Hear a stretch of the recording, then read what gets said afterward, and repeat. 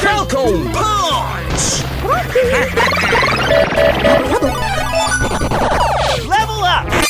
Welcome to Level Up, where you get the score on video games. And as you've probably heard with the spiffy new intro, it's now time for Level Up Season 2. After a full year, I gotta say, I'm pretty pleased with where it's been going and how it's turned out. And to think, it all started with a review of Earthworm Jim. Some of you might be wondering why I picked that for my first one. Simply put, I think it captures the feeling I wanted for this show. A little funny, but good overall. So, naturally, I have to pay homage to that first review.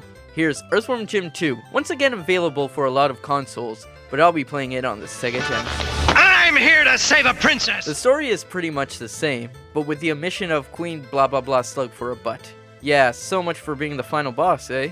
This time, Psy-Crow has decided to capture Princess What's-Her-Name just to basically be a douche. It's pretty much standard, which I guess was the point. Like the first game, it was supposed to be a parody of the other Save the Girl games of the time. The one thing that I don't like about the story is that it omits a lot of the funny characters, like Professor Monkey for a head, and doesn't add enough new characters. The few that it does add, like Pedro Pupa or the Flame Mignon, are a little faceless, literally in their cases. This game's story just doesn't live up to the expectations that the first game set up. Well, that's just typical. In my review of the first game, I mentioned that the levels have a lot of variety to them. This time, it's more like the game makers had a phobia of repeating themselves. The first level, you'll ride up some stairs using a chairlift. Next level, you have to dig through some dirt using your gun. Then you're a blind cave salamander floating in a digestive system. Then you're flying over a world on your pocket rocket. Then you'll need to save some cows to get through. And after that, you'll inflate your head to float to the top of a level. Seriously, those are the first 6 levels of the game in order, minus the puppy love intervals. This does demonstrate one awesome thing. Earthworm Jim can get away with something like this. Only with his games could the makers go, let's just change Jim into a salamander and still seem natural.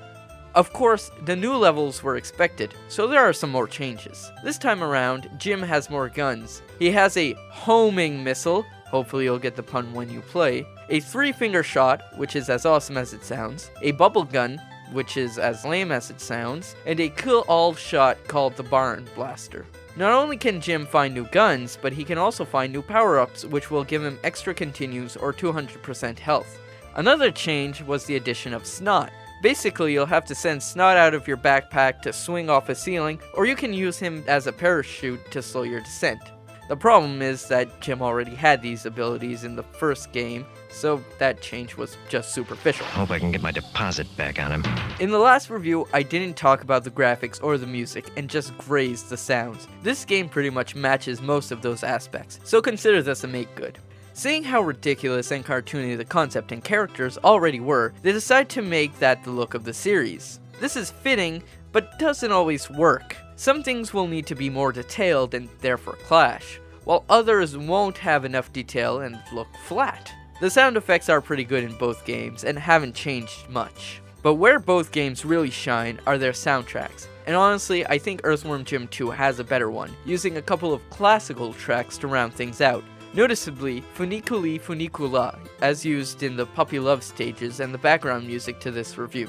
The original tracks are also great, but it's just the juxtaposition of something so classical put in something so wacky had to be mentioned. Did you forget I'm modular?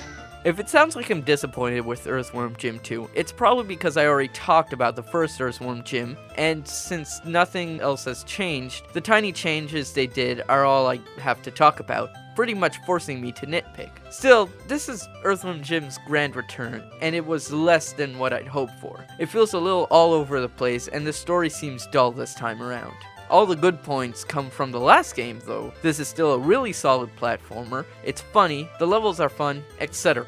To sum this up, if you liked Earthworm Jim, then you should still enjoy Earthworm Jim 2. Sadly, this would be the last game Jim's original creators, Shiny Entertainment, would work on. I would probably give the first Earthworm Jim about a 9, so I'll give Earthworm Jim 2 for the Sega Genesis 8 levels out of 10. Great, now I'll have to track down Earthworm Jim 3D for next year. I'm Leo Melanson, and now you know the score. 2, 3, 4.